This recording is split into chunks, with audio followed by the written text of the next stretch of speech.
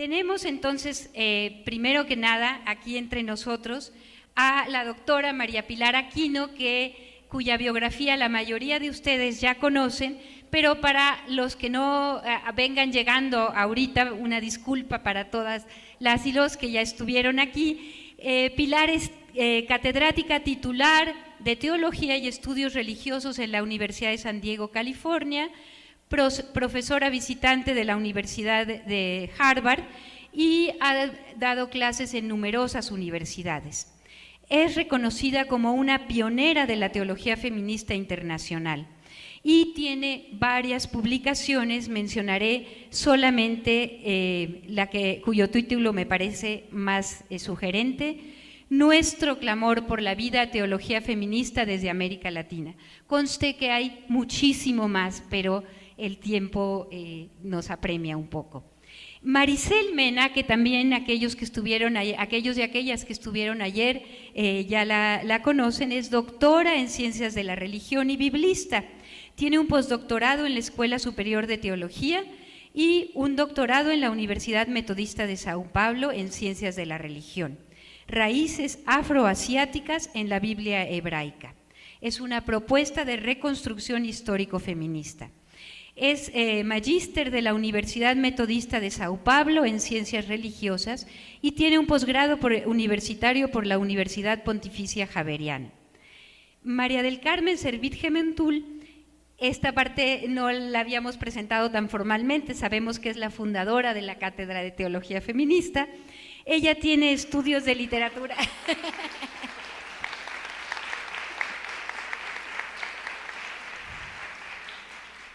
Tiene estudios de literatura inglesa y literatura francesa y entrenamiento en relaciones humanas, consultora especialista en lactancia materna y obtuvo la licencia en Ciencias Teológicas y la maestría en Teología y Mundo Contemporáneo.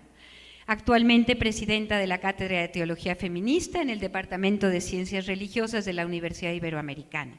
Ha sido profesora del Diplomado Proyecto de Vida y está involucrada en actividades de apoyo al desarrollo integral y los derechos humanos de las mujeres marginadas.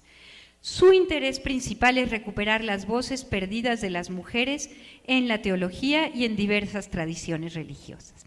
Pues con esto nos lanzamos a nuestro conversatorio. Como se dan cuenta, los conversatorios son una nueva modalidad para el diálogo intelectual, el diálogo académico y sobre todo esto que han mencionado aquí con mucha frecuencia, la relación que debe de haber entre la academia y el activismo, la presencia en la sociedad. Entonces no se trata de que las personas que están aquí tienen algo preparado y nos lo van a leer, sino se trata precisamente de lo que surge del acervo que ya tienen, lo que surge de la conversación. Me han pedido que les plantee unas preguntas en preparación a esto, para que ellas vayan realizando así vayan realizando la trama de la conversación. La primera pregunta que tenemos, muy relacionada con lo que acabamos de escuchar de Lidia Cacho, es que el problema de la trata de personas está directamente relacionado con redes de empresarios y las relaciones que tienen ellos con políticos y con personas de muchísimo poder. La primera pregunta que estaría aquí es: ¿de qué manera nuestro modelo económico, nuestro modelo neoliberal capitalista está relacionado con el problema de la migración y de la trata de personas? Esa es la primera pregunta que yo lanzaría y que alguna de ustedes que la quiera ir pensando la puede tomar. La segunda pregunta también relacionada con esta es que no se trata de un fenómeno individual, sino que hay unos vasos comunicantes que vuelven la cuestión de la migración y de la trata de personas, como dice la interculturalidad, un fenómeno altamente complejo. Y entonces es aquí, pues la pregunta es si hay posibilidades de cambiar y encontrar una estrategia adecuada para combatir esto a largo plazo, con resultados de largo plazo. Estas serían las dos primeras preguntas que quisiera lanzarles. No sé si alguien ya tiene la respuesta. Me van a permitir ser ahorita un poquito pues dura de permitir unos minutitos a cada una para que podamos escuchar a todas.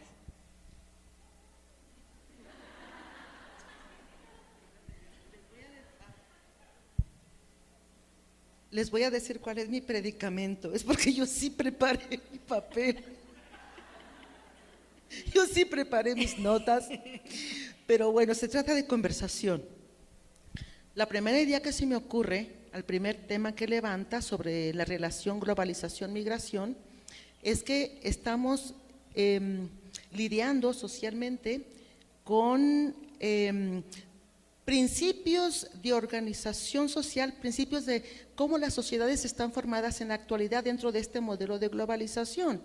Y por un lado tenemos una sociedad y cultura articulada alrededor de un principio que sería, que esto lo dice Franz Hinkelamer, de la rentabilidad propia, buscando rentabilidad afincada en el finanza, comercio y todo.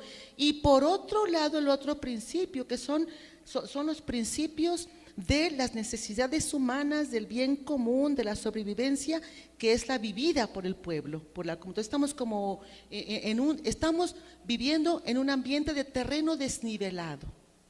Estamos en un terreno desnivelado y en ese terreno la migración para mí surge como es como un fenómeno que nace del pueblo en busca de sobrevivencia, que representa, en mi punto de vista, un tipo de espiritualidad, una espiritualidad de resistencia, una espiritualidad de apoyo, una espiritualidad de solidaridad, en donde en este sistema en donde no deja ninguna alternativa, y la única alternativa que para mucha gente tiene es la migración.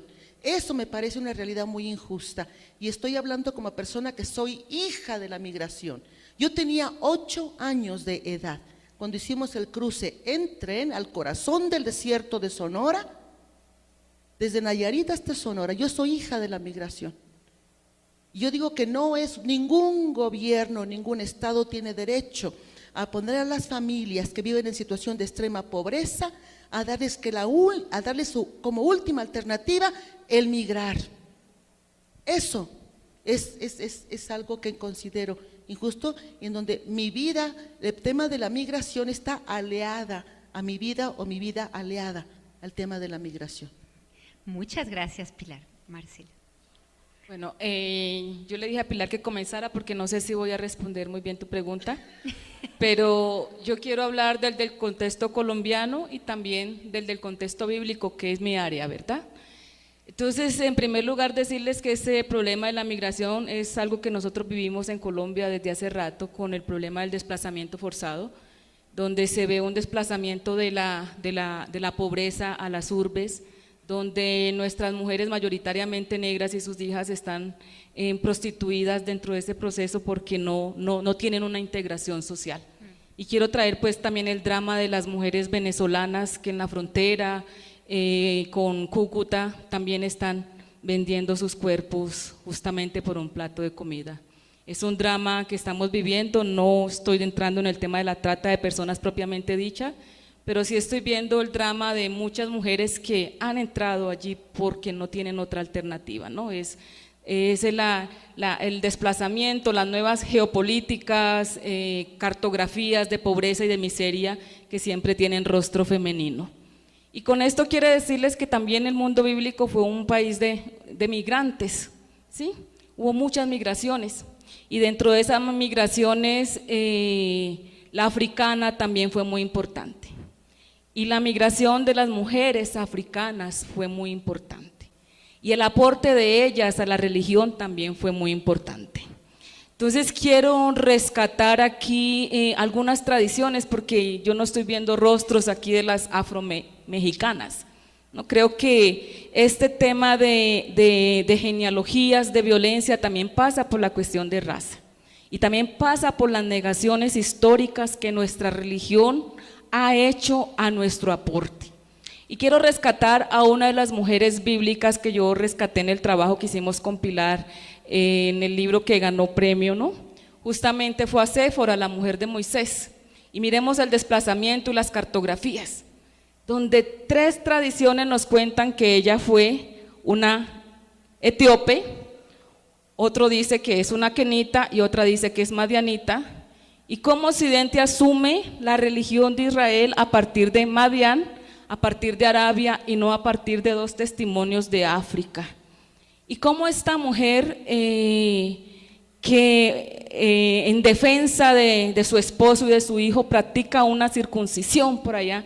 En el libro de Éxodo 4:26 nos dice que Yahvé quería matar a Moisés y la mujer inmediatamente va y circuncida a su hijo, le toma el prepucio, toma el pie de Moisés y le dice: ahora somos esposos de sangre.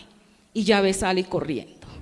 Creo yo que ese es un relato etiológico que introduce el yavismo en Israel. Es un yavismo femenino, creo yo, y me atrevo a decirlo con certeza después de tantos estudios que yo he hecho a partir de esta figura. Y como la tradición nos ha dicho que el yavismo llegó Madián, llegó el suegro de Séfora, y no, Séfora es los robos históricos. Una mujer, la única mujer dentro de la tradición judía que actúa, que hace el damberín o que hace, que hace la circuncisión, porque solamente la puede hacer un sacerdote hombre, y ella la introduce y la hace con una piedra. Estamos en el proceso de transición, la edad de la piedra, bronce, hasta la edad de hierro. O sea, son muchas cosas que nos han quitado, y dentro de esto pues también rescatar dentro del ejercicio de tomo de estos nichos de mujeres de prostitución, cómo desde allí también se construye saber y nos han negado, ¿no? Quiero también rescatar esto porque dentro de mis estudios he ido mucho por detrás de la zoná, que sería la mujer independiente, la prostituta en Israel, la que no necesitó ningún hombre y que estuvo allí. Y cómo desde estos lugares donde nos tienen, las mujeres desde allí construyen también conocimiento, y muchos hombres van a nutrirse del saber de estas mujeres prostituidas y no les devuelven la patente. Entonces desde allí creo que hay que hacer una reconstrucción. Lo mío es una crítica al colonialismo, una crítica a ese saber androcéntrico, a ese saber que ha negado el aporte de estas periferias, el aporte de estas exclusiones que fueron migraciones y que construyen conocimiento y que nos lo quitaron. Pues muchas gracias, Maricel, y creo que nos lanzas directamente a una siguiente pregunta que yo quisiera hacer en esta línea. Maricel nos ha mostrado esta complejidad, estos vasos comunicantes, la interculturalidad, y la siguiente pregunta, Mari Carmen, sería si desde los estudios de la interculturalidad hay algo que se pueda ofrecer para fortalecer, para apoyar, para enriquecer y no lastimar más las identidades cambiantes que van sufriendo las mujeres migrantes. Bueno, pues yo creo que es muy interesante este punto de vista, porque yo creo que uno de los teóricos más importantes de la interculturalidad es Raúl Fornet Betancourt, que gracias a María Pilar Aquino yo llegué a conocer personalmente y estudié unos días con él, y su visión es súper enriquecedora porque él dice: no hay un centro del saber. Se nos ha enseñado que la cultura grecorromana, luego europea, occidental, es el saber, y él dice no hay una cultura hegemónica. Necesitamos hacer una nueva racionalidad, una nueva forma de pensar que englobe todos los pensamientos divergentes y todos los entornos culturales, pero valorándolos a la par que el pensamiento occidental, ¿no? Es lo que nos enfatizaba ahorita Maricel. Hay que entender todas las tradiciones, especialmente en América Latina, de los pueblos originarios de América Latina, de los pueblos traídos a la fuerza, como es el pueblo africano, pero que viene con una riqueza enorme de espiritualidad y de cultura que puede hacer que sea la racionalidad que sea una nueva y que no sea menor a la filosofía como se pensaba antes, ¿no? Esta racionalidad intercultural es nueva, es abierta, es un proceso, nunca está acabada, al mismo tiempo no es relativista, es un saber humano real, es un saber que vale en sí. Y lo que es muy interesante es que Raúl Fornet Betancourt ha hecho también como una adecuación a la situación de migración y a la teoría intercultural, ¿no? Tiene un documento muy interesante de cómo el pensamiento intercultural nos ayuda a ver la migración con otros ojos, con unos ojos totalmente nuevos, totalmente revolucionarios, de que el migrante trae todo su bagaje cultural al país y no debe someterse a la cultura del país a la que llega, sino que el país que llega debería aceptarlo con hospitalidad, con cariño, con acogida, debería abrirle las puertas, no le debería poner leyes restrictivas, debería hacer todo para que se integrara como parte de, no ponerlo en guetos, no ponerle cortapisas. Yo lo leía y yo lloraba porque este documento lo escribió en 2002 y la situación ahora se ha vuelto trágica, abiertamente agresiva, abiertamente exclutoria en Estados Unidos especialmente y también en todos los países. Aquí tampoco nos podemos gloriar de tratar muy bien a los migrantes. Entonces, el aporte intercultural no es nada más teórico, filosófico, muy interesante, muy complejo, yo creo que no les he podido decir toda la riqueza que tiene, sino que tiene una aplicación práctica candente hoy en día.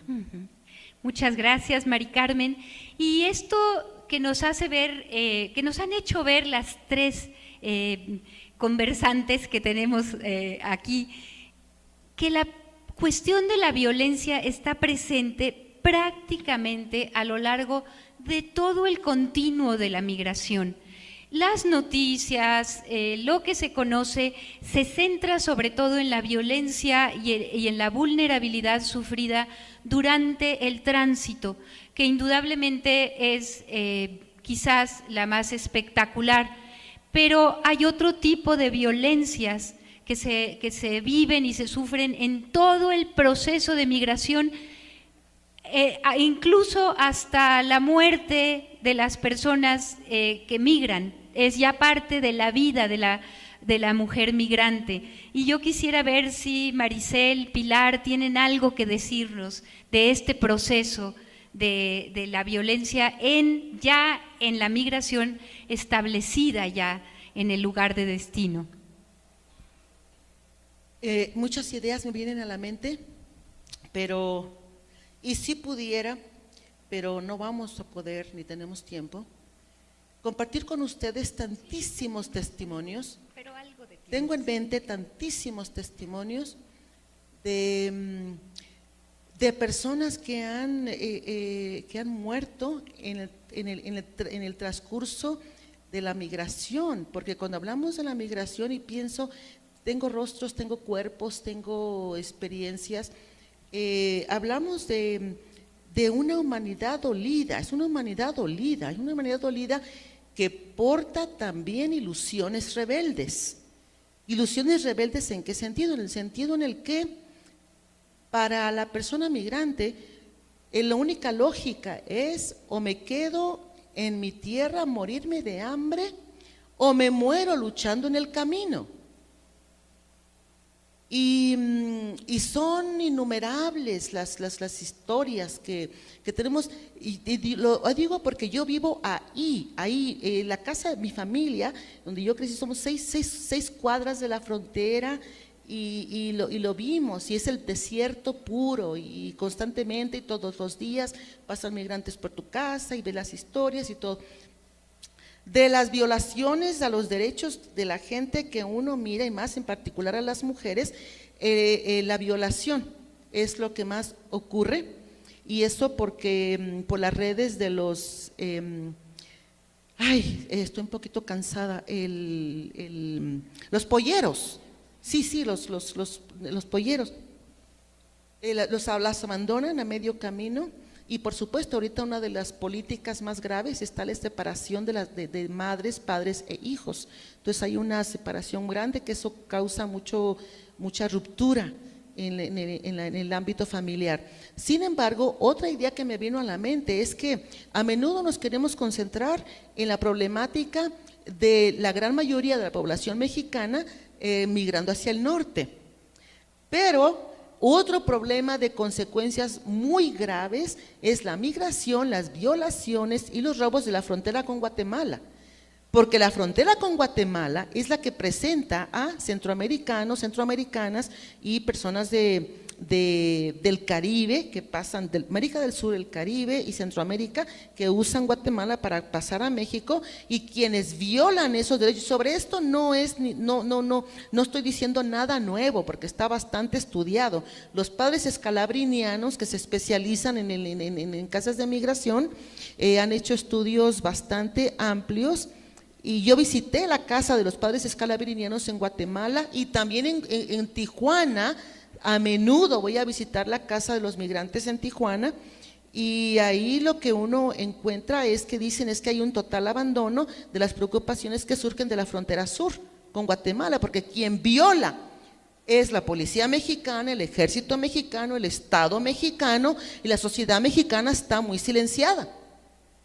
La sociedad mexicana, las iglesias mexicanas poco hacen, y también conozco de testimonio personal, una de las hermanas auxiliadoras, Rosy, ¿cómo se llama? Quien trabaja con los migrantes en Guatemala, Chávez, está Gloria Morúa, muy envuelta ella en la pastoral diocesana de los migrantes en Guatemala, y que realizan trabajo en condiciones de mucha precariedad. Y ellos pueden testimoniar igualmente todas estas dinámicas de abuso y de violencia que pasa. Entonces yo creo que a veces la sociedad mexicana tenemos dos fronteras muy claves, muy críticas, para el continente y para el mundo, Guatemala y Estados Unidos. Y como que haría falta conceptualizar temas de justicia y de derechos desde los dos puntos de vista.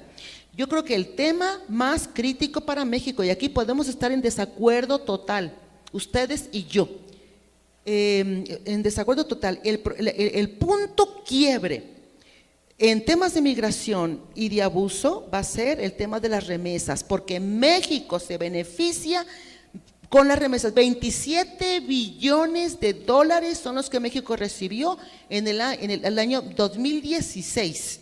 Guatemala no le proporciona a México remesas, Estados Unidos sí.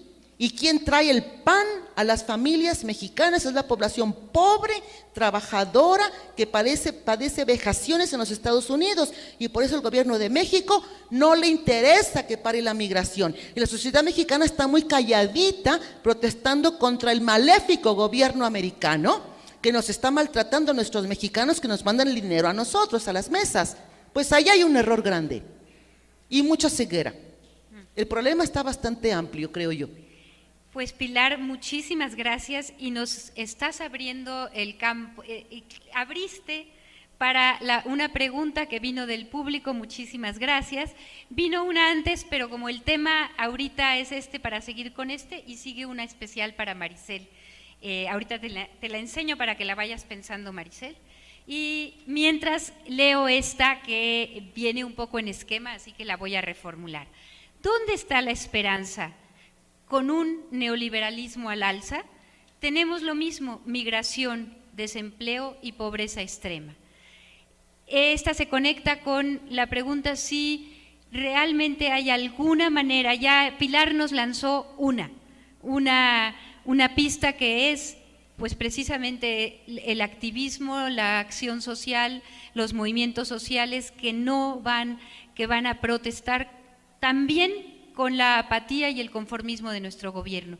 Mari Carmen, en lo que piensa Maricel, ¿se te ocurre alguna otra? A mí se me ocurre un ejemplo muy sencillo y muy práctico. La hija de unos amigos míos hizo una pequeña ONG con mujeres de la zona de Zacatecas para que las remesas las utilizaran ellas en proyecto productivo. Bueno, esto se llama CREA, y ha crecido en una forma impresionante, del modo que haya 15,000 mujeres por todo el país que se están adhiriendo a este programa de que hacer sus pequeños negocios productivos, que les ha dado una autoestima, una libertad, un uso práctico del dinero de las remesas, y finalmente una no dependencia ya de que llegue el dinero, porque ya son sus proyectos que a su vez producen. Es una semillita de mostaza pequeña que nos da como el ejemplo de que tenemos que hacer que exista aquí medios de trabajo y medios de subsistencia para las personas, para que no tengan necesariamente todas que irse fuera, ¿no? Es un ejemplo.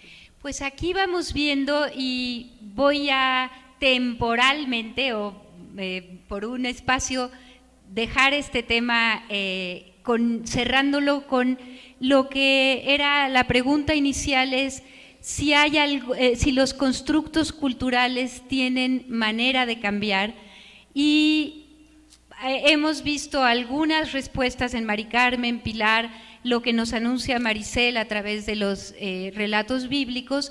Todo constructo cultural puede cambiar si y solo si tiene la estrategia adecuada, la visión de largo, mediano y de acciones a corto plazo para avanzar en esto.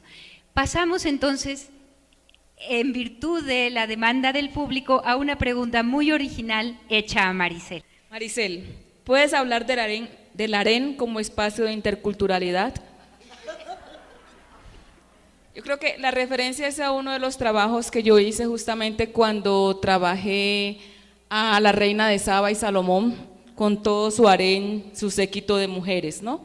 Que fue un trabajo de deconstrucción desde el feminismo y de mirar las semejanzas entre el harén bíblico o israelita y el harén egipcio. Entonces yo descubrí que la organización del harén egipcio era una institución no solamente de mujeres, pero también existían hombres, mayoritariamente mujeres. Descubrí que el harén, ante todo, la primera actividad era una actividad que tenía que ver con la religión, porque en el harén las mujeres bailaban, pero bailaban para mantener el equilibrio, eran cultos a la diosa Hathor, ¿sí? Y dependía de la actividad religiosa que hicieran las mujeres, que le fuera bien o no a un rey. Segundo elemento que descubrí es que el harén era como una escuela, porque allí las élites aristocráticas llevaban a educar a los hijos de la corte. Por tanto, otra de las actividades del harén tenía que ver con esa actividad educativa. Otro elemento propio del harén era la música, el canto. ¿Sí? Las mujeres estaban dedicadas también a esto, danza, música, canto, al arte, ¿verdad? Y la estructura pues es muy similar, tenía la reina madre, en Israel es Betsabé, que se sienta a reinar con Salomón, está la princesa egipcia, que también es la comandante del harén. Por tanto, lo que quise hacer es quitar como todo ese fantasma de mujeres ociosas, sentadas, esperando a que Salomón las llamara una a una, ¿no? Imagínense, 1000 cuando le tocaba el turno a una, pero es para mirar cómo los fantasmas, Occidente, siempre ha reforzado que nuestro papel o es de prostituta y nos han quitado muchas cosas, ¿no? Y dentro de esto, pues recuperar todo esto. Entonces, obviamente un papel grandísimo porque era un espacio intercultural, todos los sellos comerciales se hacían a partir de alianzas y de venta y trueque de mujeres, y entonces era un intercambio de mujeres, y creo yo que recuperar estos espacios femeninos de creatividad pues también son importantes y ayudan a este proceso, ¿no?, de interculturalidad, de creación de cosas nuevas desde allí.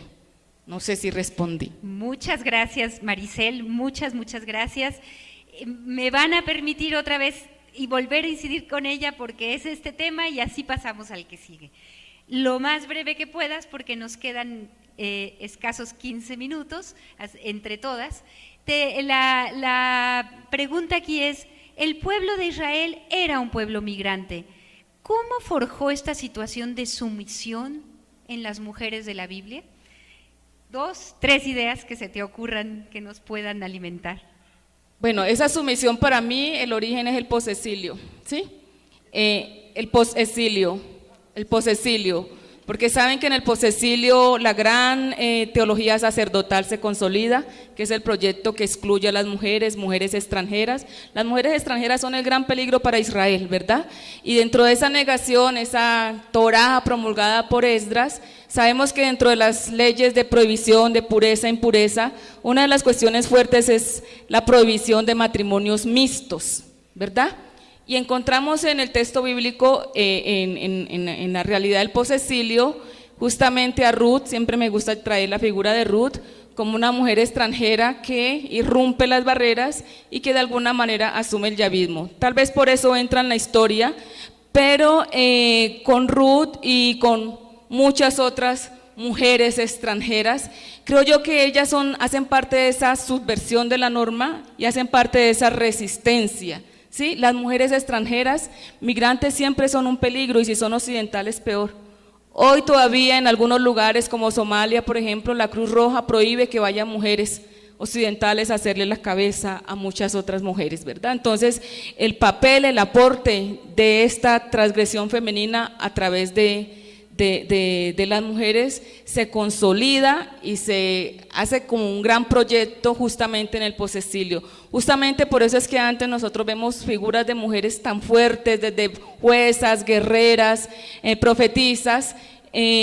Obviamente no en la cantidad que quisiéramos, porque sabemos que los textos no tenían la intencionalidad de contar la historia de estas mujeres, pero ahí estamos. Entonces es un proceso que comienza allí, que da una brecha, creo yo, de fuerte emancipación y liberación en los primeros siglos del cristianismo, en el primer siglo del cristianismo, y que después vuelve y cierra en otro momento histórico que ya sabemos que es la consolidación patrística.